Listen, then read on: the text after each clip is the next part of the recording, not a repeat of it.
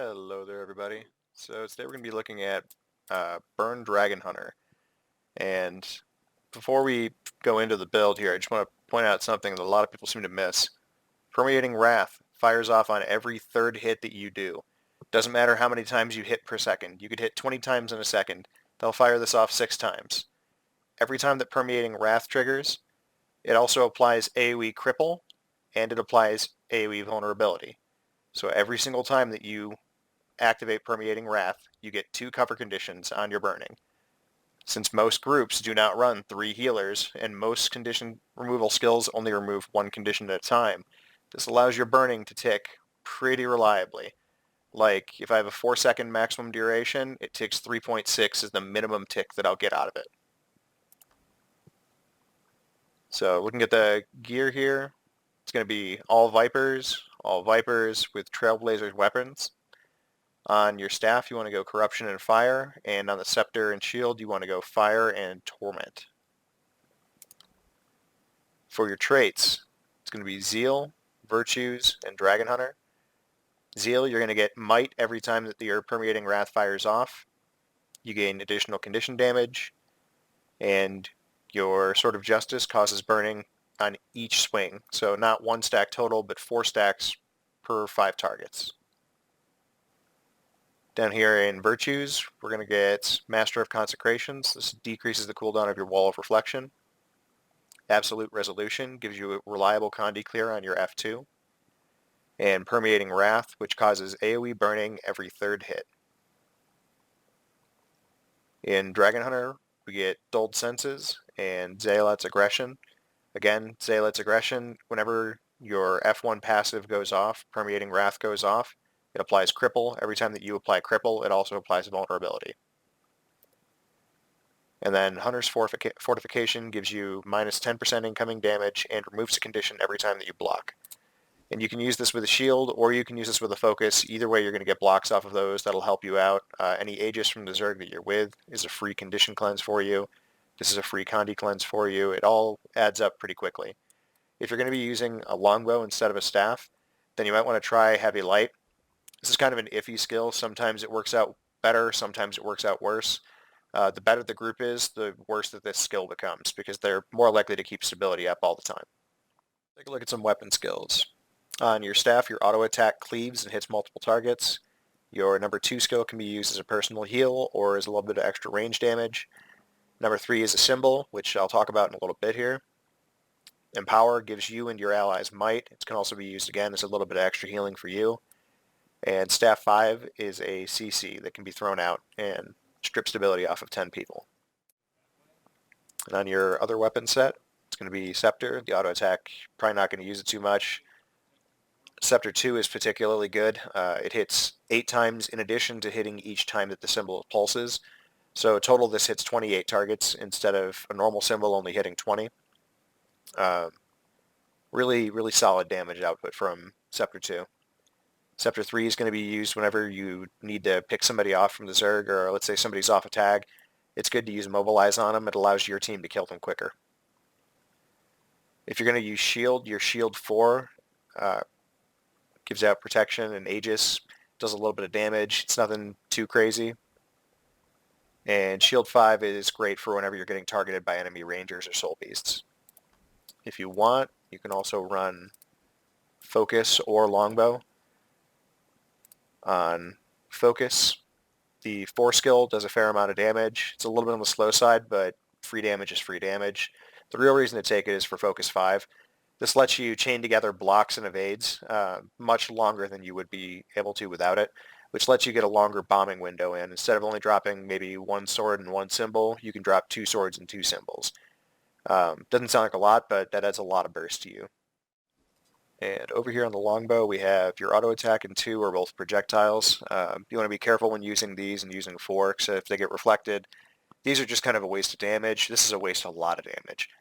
All the symbols can hurt for a lot with this build, so you need to try and be careful about where you're placing it. The 3 skill is unblockable, so you don't have to worry about that. And the 5 skill is not unblockable, but it's just a ranged AoE. There's no projectile component. The way that you use these is, if traded, you want to wait until the enemy push has already gone through, or maybe count 10 seconds out. And at the end of those 10 seconds, then you want to CC as much as you can. This will let your group pick off people from the enemy group. Makes it easier for them to kill, and people who are stuck inside of the rings are pretty easy to land a symbol on. Let's look at some trait synergies here. Permeating Wrath fires off on every third hit. Symbolic Power causes all of your symbols to count for 2 hits each pulse. So normally your symbol of energy on the first hit would only hit 5 targets, and it would count as 1 strike for each. So it would fire off Permeating Wrath once. With Symbolic Power, each of those hits count for 2. So this now hits 10 targets, which fires off Permeating Wrath 3 times. And if you have a fire sigil on, that gives you another 5 strikes, so it's 15 total hits on just your first symbol, which fires this off 5 times. And 5 stacks of burning in a second, and then another 3 or 4 stacks the next second. That's a lot of burst damage. That adds up very quickly on enemy targets, especially if you're using your Sword of Justice on top of them. This causes burning on every swing, so it swings around 4 times. Each of those hits fires off Permeating Wrath. Each of the symbol hits fires off Permeating Wrath. It's really, really easy to hit 10 or 15 stacks of burning on somebody within a second of you coming into contact with them. This can absolutely collapse groups if they don't have good cleanse. And even if they do have good cleanse, this still far out damages anything else, because they would have to cleanse a ridiculous amount to get through all of the cripple and all of the vulnerability that's being applied. Every time that this goes off, it's covered by both of these conditions. So unless they're cleansing multiple times per second, 3 or more cleanses every second, the burning's going to get through. And if you need to find out how that works for yourself, or if you don't believe me on it, you can just download Arc DPS and you can pull it up. Let's see.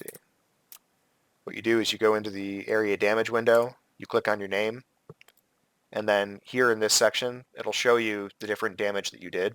If you hover over burning, it'll tell you your minimum duration, your average duration, and the maximum duration. So if you have 100% burning duration, your maximum durations are going to be like 8 seconds from Eternal Armory. But your minimum should be something close to 4. Most of the time it ends up being like 3.5 or 3.6 seconds out of 4, which is pretty solid. If that's the shortest burn that lasted, that means that the vast majority of the damage is getting through no problem, regardless of how much they're cleansing.